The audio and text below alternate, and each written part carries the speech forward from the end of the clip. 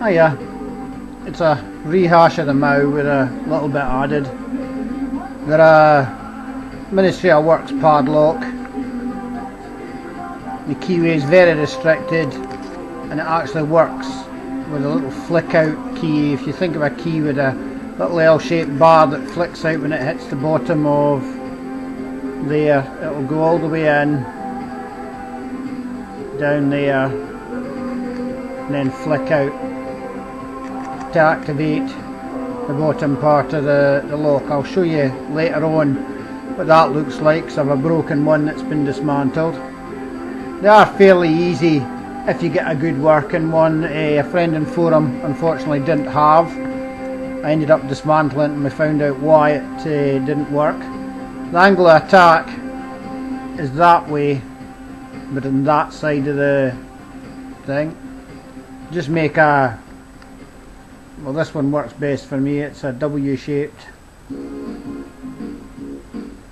pick, gives a bit of tension.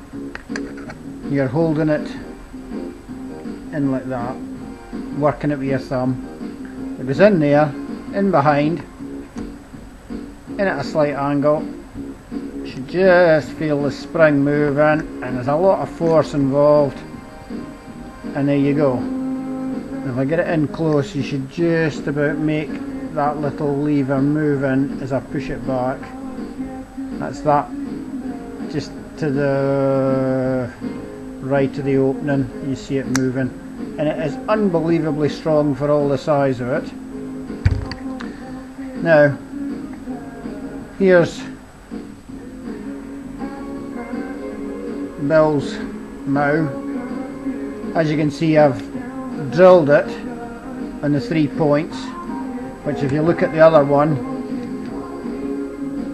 they're virtually undetectable on the padlock.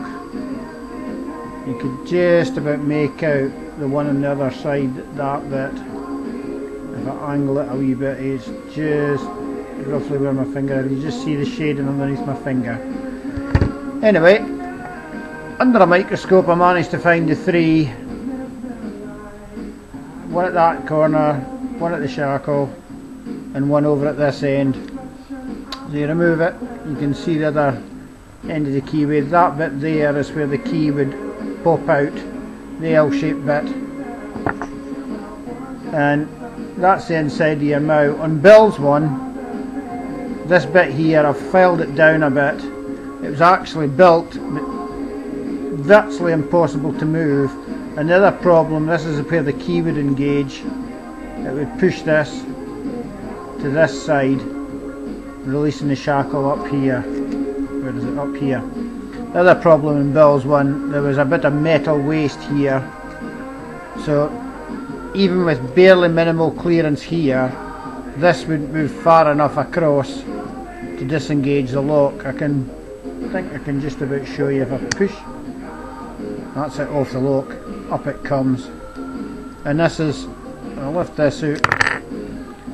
That is all that your spring is, a bent bit of copper. But it is unbelievably strong and shoots the padlock as quick as anything back. You just mark it into there. I'll see if I can line all this up again.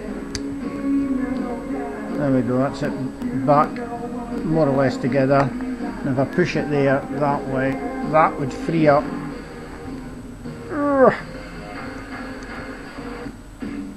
this eventually.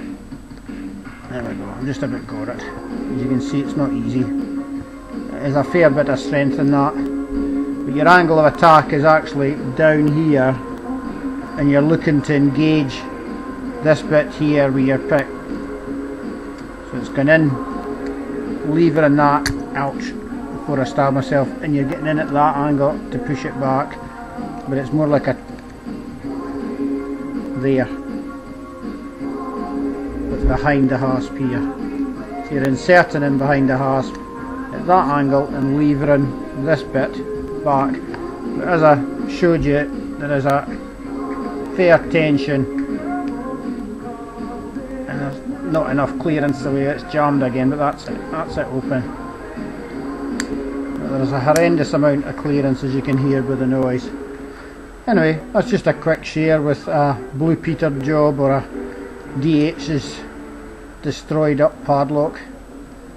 Cheers! Hey, Steve. You're an electrician. You play the